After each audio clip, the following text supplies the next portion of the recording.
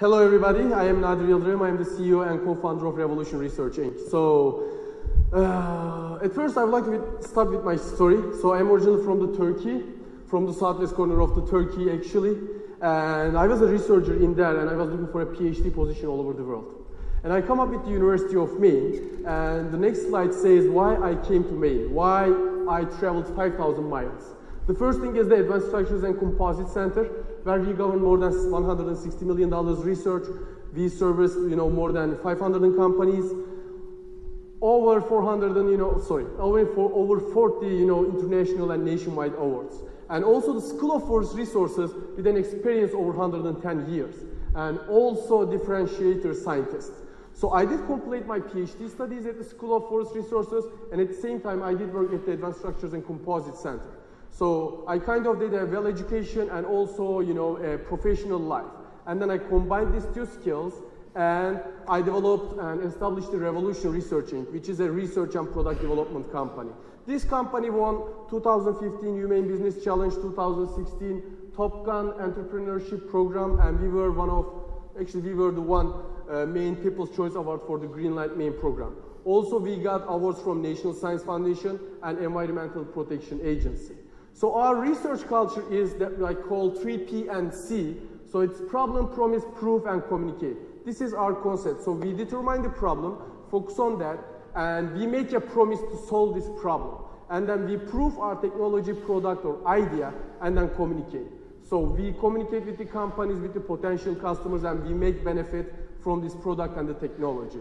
So the problem that we are focusing was the petroleum-based products because they are bad for human health. They include hazardous chemicals, carcinogenic materials in their structures. And they are bad for environment because they are not recyclable or reusable. And most of them has these performance properties because they are crazily flammable and absorb water. As Revolution Research Inc., it was a problem for ourselves, but we need to be sure that it's a problem for everybody because we are trying to make a benefit from this stuff. And then we talk with stakeholders, people, different customer segments, end users, installers, and ask them the questions. And then outcomes of these interviews and the meetings was as we were expecting. They were looking for sustainable material, they were looking for light material with good performance properties, and they were still looking for cheaper material because they would like to make more benefit. That I can understand. So the next slide, please. We made a promise, developing bioproducts using nanocellulose. So what's nanocellulose? It's a biodegradable, it's eco-friendly, natural polymer material that can be obtained from a variety of sources. It can be plants, trees, or sea animals. We are focusing on the trees, and we are going deep in their structure, millions times, and reaching these awesome fibrils or crystalline structures. These are really, really small, tiny fibrils, like 5 million times, 10 million times smaller than a regular apple diameter. They have an impressive thermal and mechanical properties. They are 4 to 5 times lighter than a steel. Although they have these remarkable properties, they have some drawback properties because it's still wood, it's still tree. So they are flammable and absorb water. As Revolution Research, we did work on these challenges and we solved these challenges. We applied our magic like the salt we does. And we solved this problem and we made our products fire resistant and water resistant. So we are working on a couple projects. The first project is bio-based ceiling tiles developed under Environmental Protection Agency grant. So it is made from nanocellulose, biodegradable, offers minimum 3R value, which is thermal resistivity value. It's fireproof, water repellent, and offers this natural fibrillar surface design. The next project that we are working on is the multipurpose foam board. So this is eco-friendly, biodegradable alternative to petroleum-based ones, and it can be used for printing, options, hobby craft markets. It will be offering this water repellent, biodegradable, non-toxic structure, and also it will be offering self-assembling feature. So we will offer a technology that will provide a self-assembling. So at some point we will eliminate use of glues and chemicals. And the last project that I would like to mention is bio-based flexible composite foam boards for outdoor industry, which is here. I will throw it away. It is fully flexible and it will be used for bags and mats in the outdoor industry, and it's totally developed and it's easy to resize. We can produce it in any shape. So at this stage, what we are doing is we are communicating with bigger companies. We are going to tech balls, conferences, meetings, classes. We are trying to be everywhere. And right now we are really have some strong interest from 2 to 3 big companies.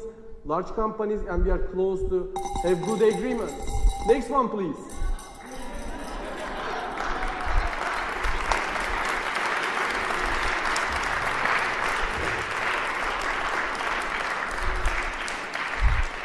Nice place to start. Does anybody have any questions? I'm happy to jump in, but I would love to hear if anybody else has any questions. And I can't see anything.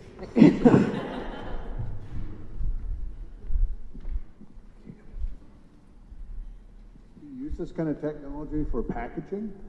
We do use it, but we have limited amount of money and equipment and the personnel, so we are going step by step. But packaging is one of our goals, and it will be really soon. As you know, most of the styling boards or styling products banned from the market because of their, they can stay on the ground forever, like thousands of years. So it's a great and huge market. So it's an awesome suggestion, and we are working on it actually. There's one here too. If you want to walk up, it's all there.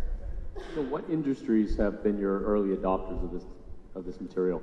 So, insulation industry, construction industry, architects, and we are in contact with hobby craft market.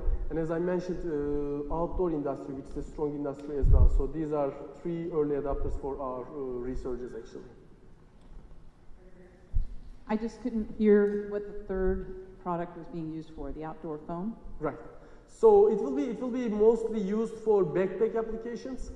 So they are looking for flexible foams and stuff, and they are still using, unfortunately, non-biodegradable products. So we are going to offer eco-friendly version. How do you make the nanocellulose non-flammable? Sorry? How do you make it non-flammable?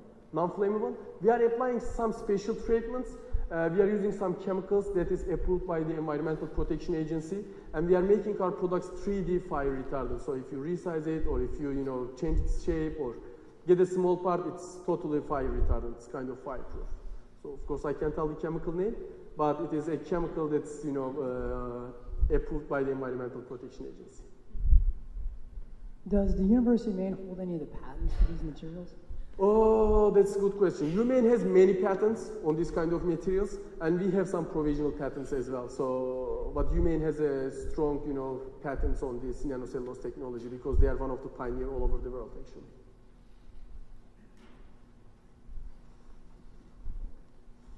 So, how could you let that camping foam be biodegradable but also not just break down when you're sleeping on it? That's a good question. Actually, you are kind of covering it with the textile.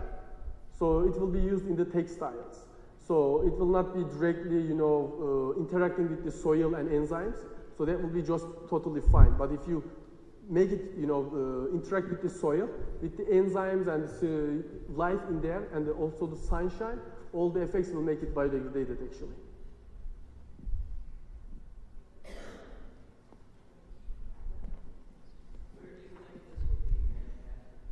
That's a good question. So for now, we don't want to be a manufacturer, because when you be a manufacturer, there are many other, teams needs to be created, marketing, production, sales, all of them, as you know. So we are in contact with 2 to 3 companies, and we are having our samples beta tested. So we would like to license the technology, and we will be still providing them, kind of lifetime research support, but the producers will be themselves or their producers. So I can't say in this place or in that place. It depends on our kind of customer actually. Yes, please.